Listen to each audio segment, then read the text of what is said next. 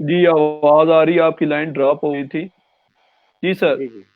आप बता रहे थे कि जो मैंने आपसे पूछा था कि बहुत सारे लोग कहते हैं कि मॉडल टाउन केस पर जो खामोशी है इस टाइम, शायद आप लोगों ने, आपकी तहरीक ने, डॉक्टर साहब ने शायद इसमें पैसे लिए, इस वजह से डील हो चुकी है। तो प्लीज इसको एक्सप्लेन देखिए, करें प्लीज। मैं अर्ज करता हूँ कि इल्जामात तो लगाना मुखालफिन का हमेशा से काम रहता है ना।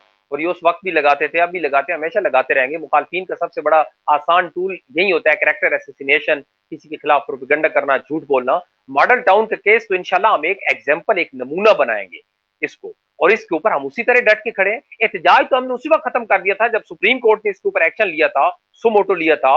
और उस वक्त की चीफ जस्टिस साकिब निसार साहब ने हमें बुलाया था, और उन्होंने सुप्रीम कोर्ट के अंदर खड़े होकर ये बात की थी। उन्होंने कहा था जी आज के बाद अब रोड एहतजाज छोड़ दें, ये कोर्ट आपको इंसाफ देगी। ये उनके वादा था। उनके कहने के ऊपर हमने रोड एहतजाज खत्म कर दिया था। उन्होंने जीआईटी बनाई थी, और उन्होंने जीआईटी को ऑर्डर किया था कि आप इसकी इन्वेस्टिगेशन करें और इसके इसको इसकी जो हकायक है उसको सामने लाएं।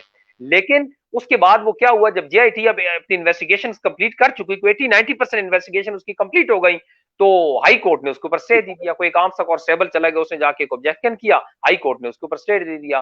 फिर वो स्टे चलता रहा, स्टे की तारीखें चलती रही, अभी भी चल रही हैं। तो हम तो at the same time high court Lahore के अंदर भी हैं, एंटी टेररिस्ट कोर्ट में भी हैं, सुप्रीम कोर्ट के अंदर भी हैं। हम तो उसको 10-12 जगह के ऊपर उसको लड़ रहे हैं, और हमारी पूरी वकला की टीम है जो उसको फाइट कर रही है। हम तो कहीं भी पीछे नहीं हटे, उसी तरीके से लड़ रहे हैं। हाँ, ये अलग बात है कि रोड एहतजाज हम नहीं कर रहे हैं, और उस वक्त हमने इस वक्त से खत्म किया था सुप्रीम कोर्ट के कहने के ऊपर। लेकिन जो कोर्ट्स के अंदर कार्रवाई है वो तो चल रही है। लेकिन कोर्ट्स की कार्रवाई ज़ाहिर है आपके सामने है, पाकिस्तान के हालात, यहाँ 15 लाख केसेस पहले ही पेंडिंग है।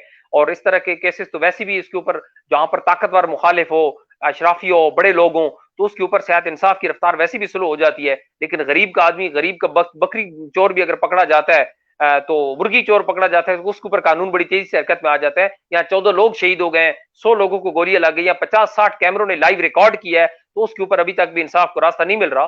तो ये तो हमारे मुल्क यही तो अलमी है, इसी के खिलाफ तो हम जंग लड़ रहे हैं। लेकिन इंशाल्लाह इस केस को हम उसी तरीके से जारी रखेंगे और रहेगा। बाकी मुखालफिन का काम है इल्जाम लगाना, वो बेशक लगाते रहे, उनके इल्जाम लगाने से क्या होता है।